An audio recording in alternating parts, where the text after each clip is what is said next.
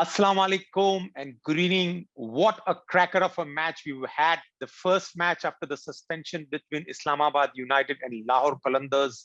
Lahore Qalandars finally got the monkey off their back by beating Islamabad United by 5 wickets and off the last ball. But first, let me tell you about what happened in the Islamabad United innings. Islamabad United innings never got off to a start. They lost wickets on regular intervals. At the end of 10 overs, they were 60 for 4, but somehow managed to reach a score of 143 at the end of 20 overs, thanks to some late hitting by Hassan Ali. But 143 was definitely going to be a below par score. But when you talk about the innings of Lahore Qalandars, they too had a slow start. But thanks to their captain, Sohail Akhtar, they made up for the slow start.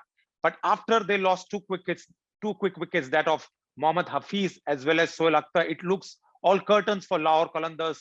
But in came none other than the magician Rashid. He's known for his bowling. He definitely bowled well for Lahore Qalandars by giving just 9 runs of his 4 overs. But with the bat, he scored 15 runs of just 5 balls with 3 boundaries, well supported by the newcomer Team David from Singapore. Overall, it was a great match to begin with.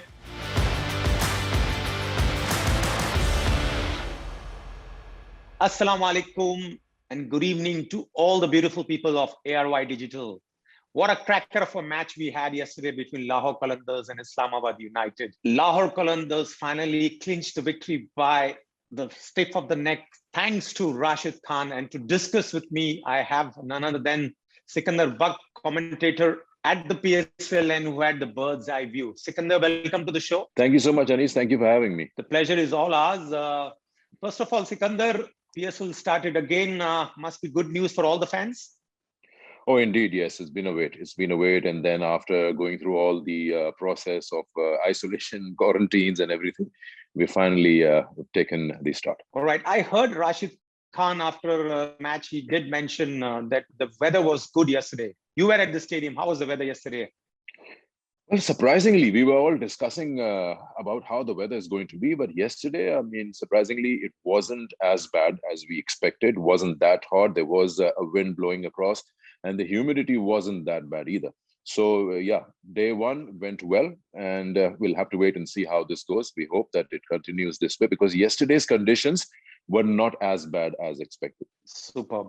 Now, let's come to the innings of Islamabad United. We all saw that the innings never got going. They lost quick wickets where Faulkner rocked them. But 140 with the highest score, Fahim Ashram, who scored a run a ball. What would you probably say about the innings of Islamabad United? Well, I guess I believe, and that's what we feel, that as the tournament progresses into June, we know that Abu Dhabi has certain characteristics. You will not get those high-scoring games like we had in Karachi in the first leg. The average first inning score in Abu Dhabi is anyway 166. So you will see teams hovering around that. Yes, you would say that Islamabad has a certain brand of cricket that they've been following, and that is go all out.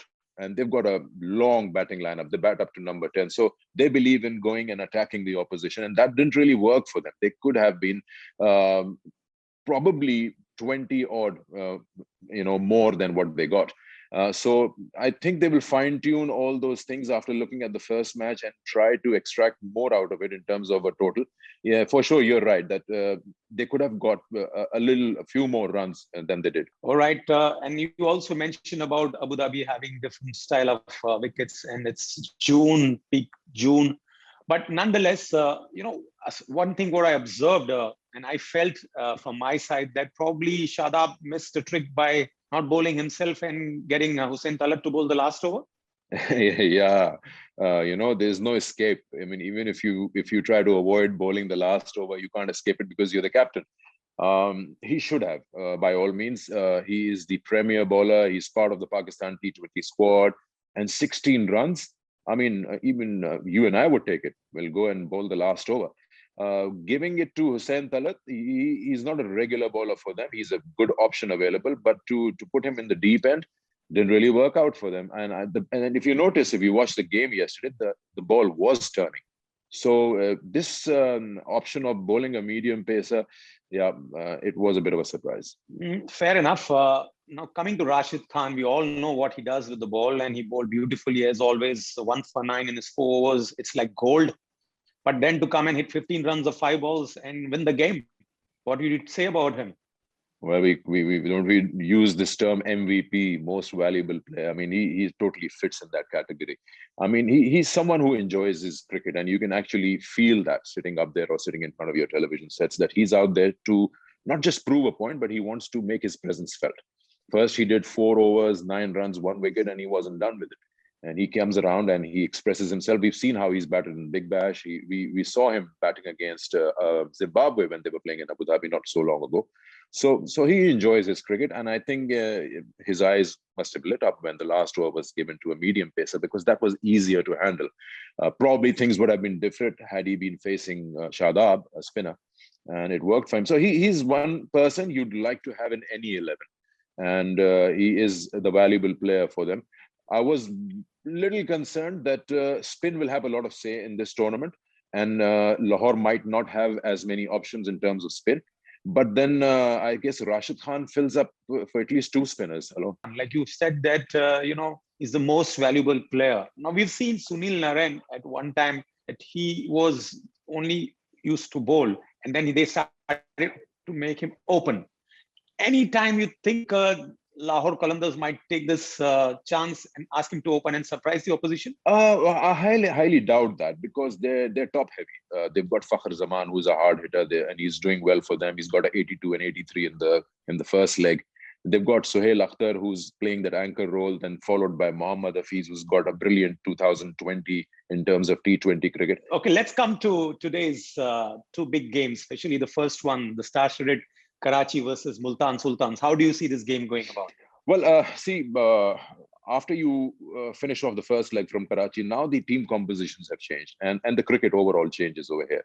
Now the spinners will have a say. Wicket was slow and low yesterday, and that's how it's going to be.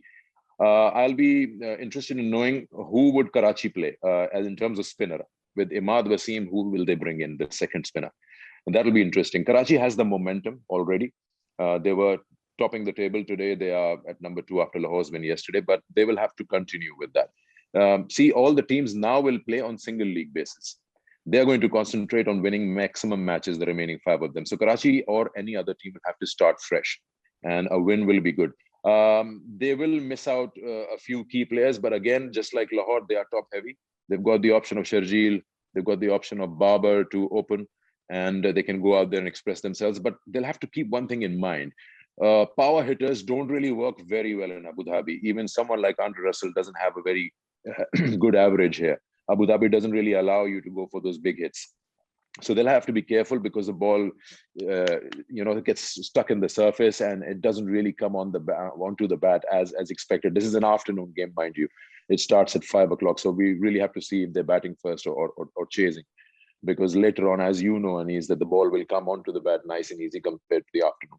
But they'll have to be very, very careful as to how they form their composition of the 11. Multan, on the other hand, they will have a certain bit of pressure on them, because they've got only 1 win out of 5 matches, and they need points on the table.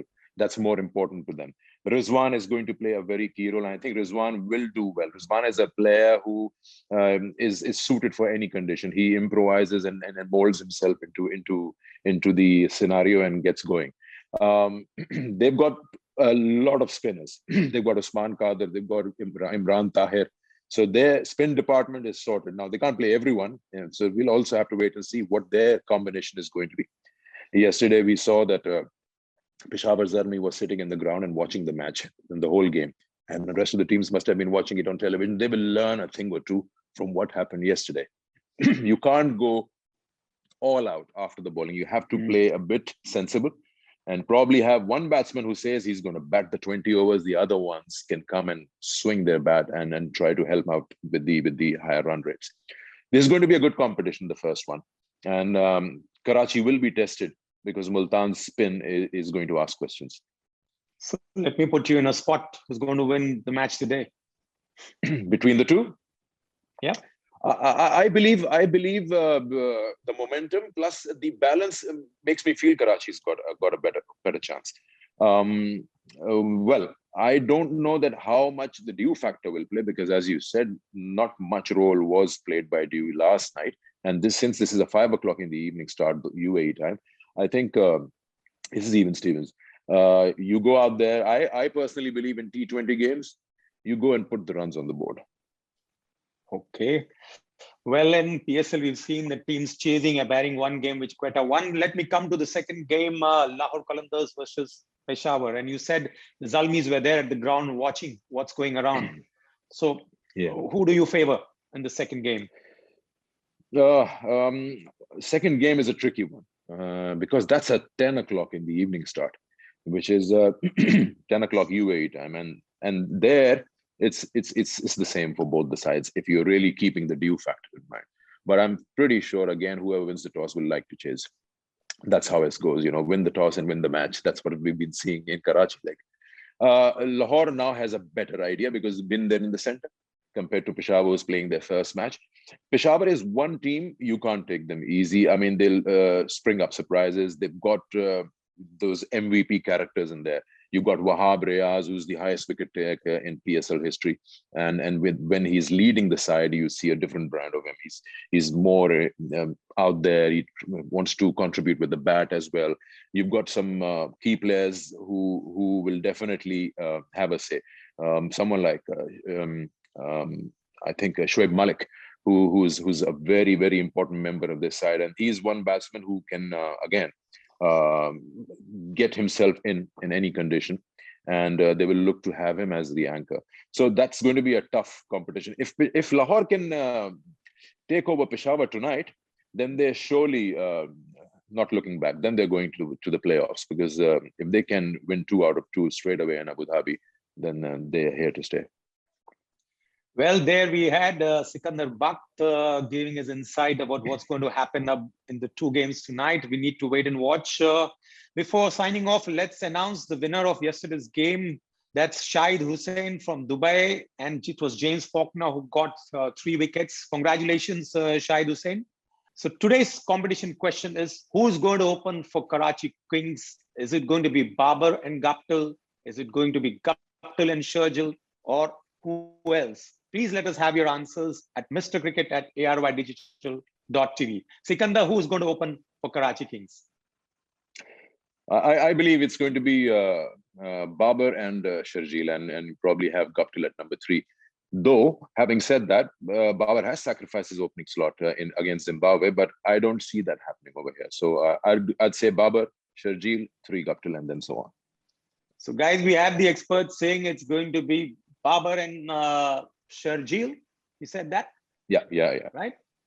So Guptill will have to come one down. We need to wait and watch. You got the experts' opinion. Who's going to open for Karachi? Make sure to send in your answers to mrcricket@aryddigital.tv. We hope to see you tomorrow.